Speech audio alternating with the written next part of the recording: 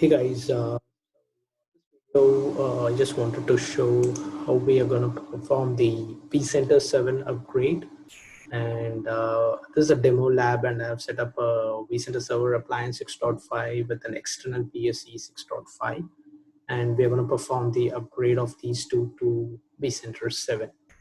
So before we perform upgrade, just few things. One is there is no more Windows installer for vCenter 7. And the concept of external PSC is not available from vCenter 7. And if you remember in 6.7 update 1, we had a tool, it's called the converge tool, which was used to convert the external PSC to embedded. And while performing the upgrade, that is taken care of automatically, so we need not do that part. So let's begin the upgrade, and the supported version for upgrade is vCenter 6.5 and 6.7, any version to vCenter 7. And let me go ahead and mount this. Go to the UI launcher.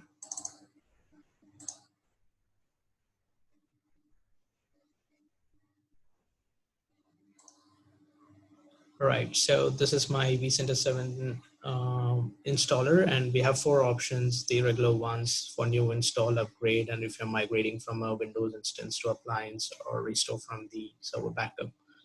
So I'll go ahead and perform the upgrade, and you would see this message stating if you have an external PSC, that will be converged to vCenter with an embedded. Right, next. I accept next, and this is the source appliance details. So my source appliance is vCenter 6.5. Let's copy this.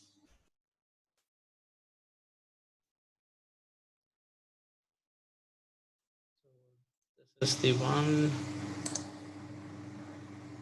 and it is the SSO password and the password on which it's running is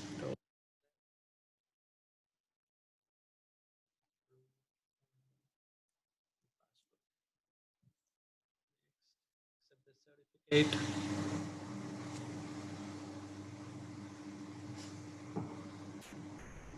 So the same message you get converts to an embedded platform service.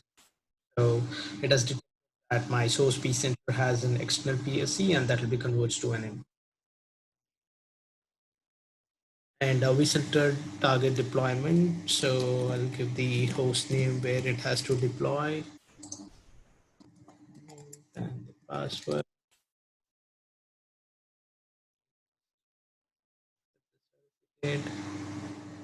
What's the name? This is the display name, so I'll just give it 7 root password.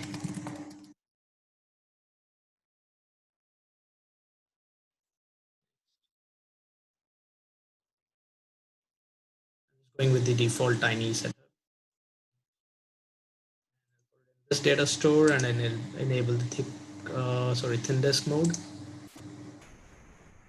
So this is something which you need to check. So if your port is a non-ephemeral port, and that will not list here. So say you're running a DVS. So if this is my standard port group, VM network, and this is from my distributed switch, and this is an ephemeral port. That's the reason it is showing up here. And if you're pointing your vCenter directly to ESXi host, you need to make sure that you need to select an ephemeral port. So the non-ephemeral port groups are not supported, and it will not list here. So I'll select this. And we need a temporary IP address to perform the upgrade. So for now, the vCenter 7 will use this temporary IP address, and once the upgrade is completed, it will use the source IP address and the name. So I've created a temporary IP address. I'll just use that.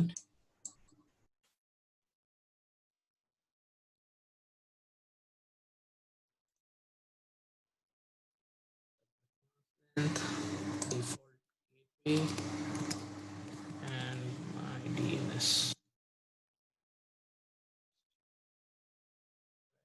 this is the third warning we get that your external PSC will be added. Click on right. So this will take a while it's happening. I'll pause the video.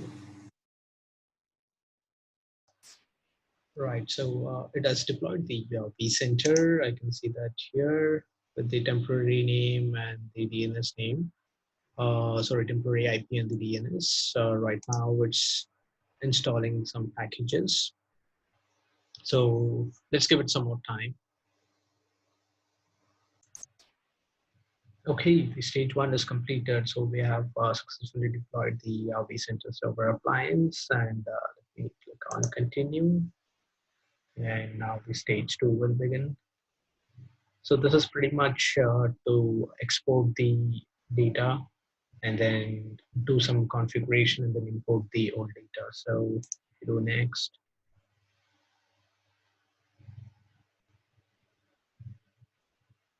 it's going to do the pre-upgrade checks. Okay, so with the pre-check, we have got few warnings. The first one is the host which I provided to be the direct target for the vCenter 7 to be installed is managed by a vCenter. And the recommendation is to either again deploy it against vCenter or make sure that there is no fully automated DRS. So our DRS is not fully automated, so it's good. And the source vCenter appliance is deployed with an external platform and it will be converted to embedded, right? And then the files that cannot be used with Update Manager 7 will not be copied from source. Some files like VM guest OS patch baseline, etc. So we'll do close and then perform next. Okay, so I really do not have an task or events or performance metrics because that's just a temporary 6.5 environment which I set up for this demo. So I'll just go with the first option and estimated downtime, which shows 31 minutes, which means the source vCenter will be down. I click on next, and then the customer experience program next. And the summary page. So the source vCenter. So this is the source vCenter FQDN, and this is the temporary IP. And post upgrade, if you see, I'll be getting the same name. So that's the thing which I was discussing previously. And I have packed up these vCenters. Finish. Okay. So make sure you have a backup of the source vCenter and PSCs.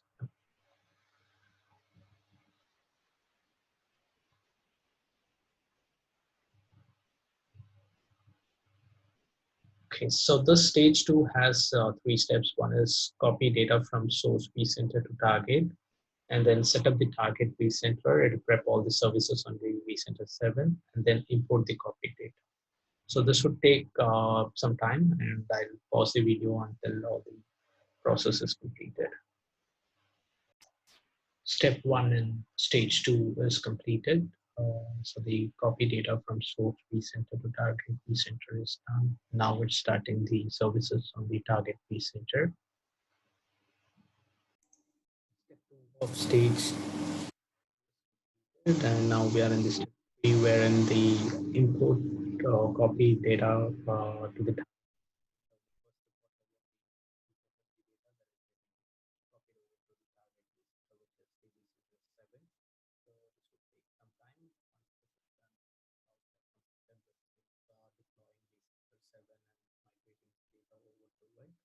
and we can check on few features of vCenter 7. All the steps in stage 2 have been completed, and I've got a warning saying, after successful convergence of upgrade, the external PSC cannot be used. Okay, and then we can validate now what is the target vCenter is with. And then with vSphere 7, TLS 1.0 and 1.1 protocol is disabled. However, we can still enable if required and reconfigure the DHCP and the TFTP settings for auto deploy. Okay, let's close this here. All right, so now you can see we do not have the Flash client option anymore. So it's just HTML5.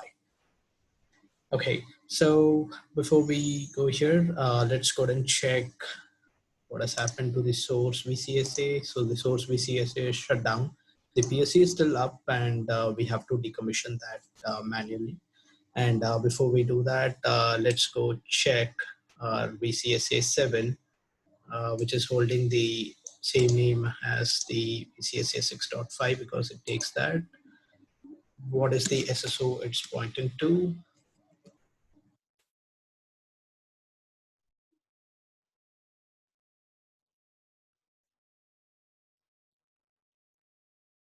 And to check that is here.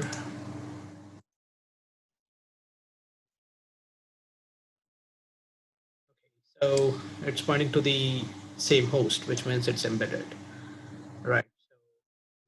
So here,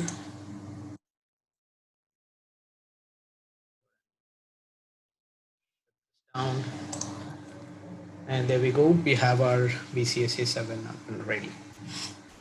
All right, so let's discuss few features of vCenter 7.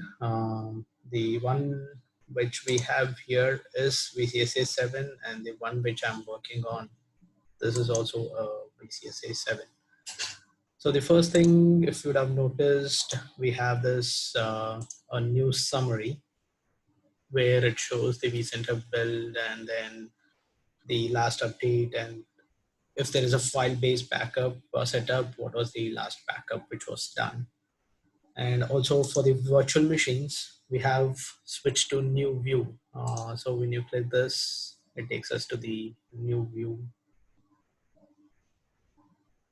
Okay, so that is one. And we have update planner, which basically shows us the product interoperability, which we can check here. So if your products, what you have is compatible with each other, so it'll just show you that compatibility. So there are two ESXi hosts, these two, which is 7.0, and the compatible version is 7.2, which is good. And what else we got there? So the images to check the compliance baseline. So already the hosts are compliant, so we are good. And if there is, VMware tools which has to be checked, and if there has to be any upgrade, it will show that virtual hardware. So let's check status. So I have 3 VMs, and there is an option to upgrade to virtual hardware, which is the new hardware version in vSphere 7 is version 17. So that's one. And we have a new feature, just like our host profile. You remember, like when we used to, extract the host profile and import it, or place it, attach it to a new host. It used to copy the configuration. Something similar to that, we have vCenter profiles, which is not an UI option. It is an API driven. So if we go to Developer Center, go to API Explorer, and then look for infra profile configs. So here we have the API call, what you need to do. So this one is to list all the profiles which are registered. So check what are the profiles available which can be copied. I'll just do an execute. Okay, it requires the session to be relogged in. So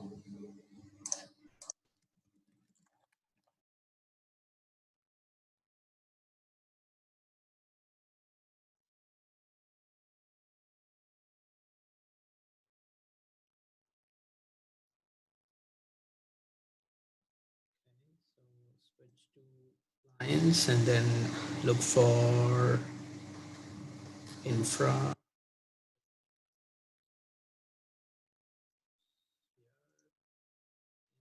Just run a get command.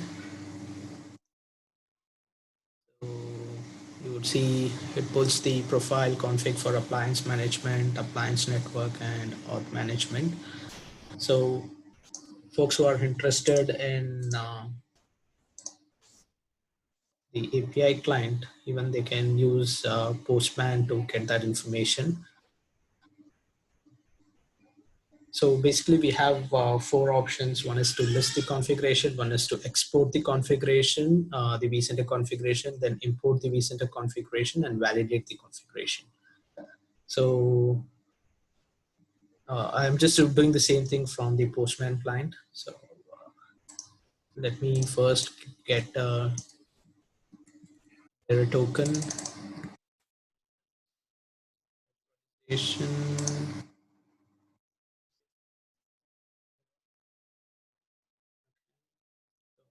Uh,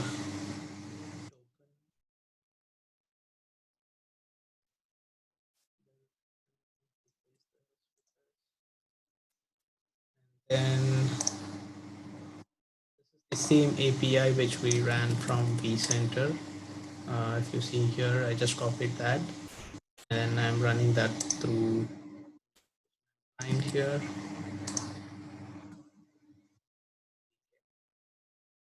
You send that and you get the same output. So say suppose you want to export the configuration of on this API call,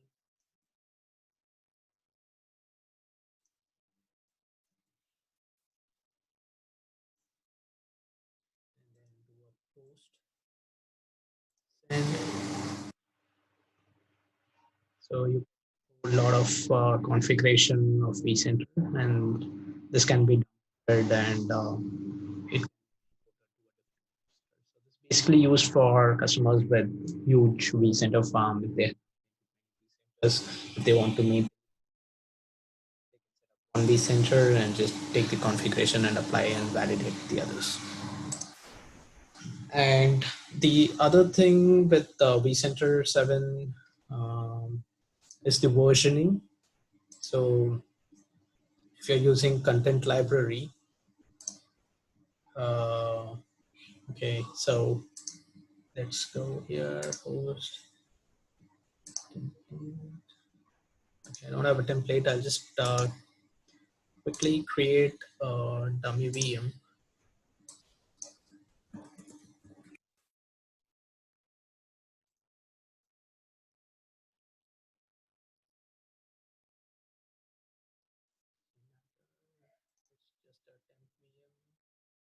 So you see here, this is hardware version 17, the new.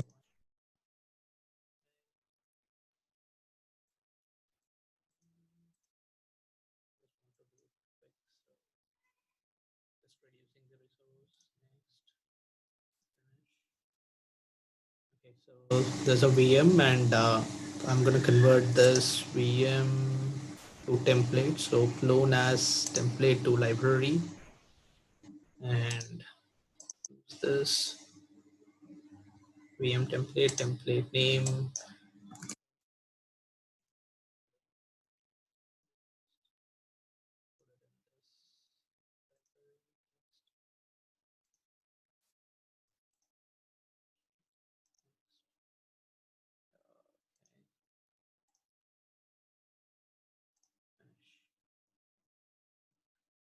Right. So what I've got now is I just created a VM and then I've cloned that as a template to content library. So when I go to template, I have something called versioning here, which means you can maintain the version. Say now I created this template and your colleague wants to, or one of my colleague wants to do some modification. You can do a checkout VM from this template, give it a name, VM.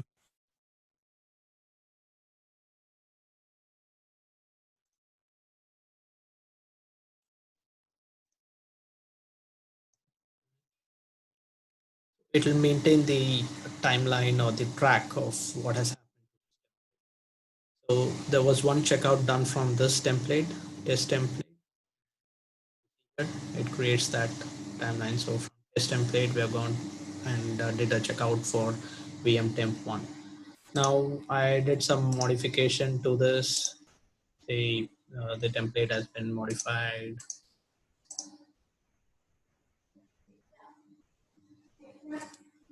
And then now this modified template, I want to put it back in. So I go to versioning again.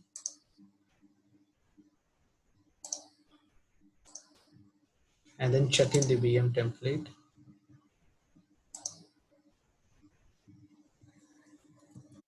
Modified something, do a check-in. So this is how the process of check-in and checkout works. So basically the versioning is maintained for the template in vCenter 7. And we have some enhancement done in DRS and vMotion. So I won't be able to show it live because we require really a big VM to know the difference. But DRS is now mainly the workload, focused and the cluster load focus. So it mainly works on what the actual VM requires. So the workload oriented, and that is just in short. There's a lot of things behind, and vMotion as well. There is reduced stun time, and the switchover process is much quicker than the previous one. There are a lot of detail online available. And with regards to storage enhancement, we have vSAN, then NVMe SSD support, and Windows clustering can be done now without RDM. These are few things. And our update manager, it has been renamed to Lifecycle Manager. That's something different. So this is like pretty much what I've done so much. There are a lot of things to explore further because there are enhancements done to security as well. We call the AMS now the key provider, and the trust authority has been enhanced. And we also have support for precision time protocol, just like our NTP. So I'll just list out those things, in my blog. You can check that. Right then. Thank you guys. Thank you for watching my video.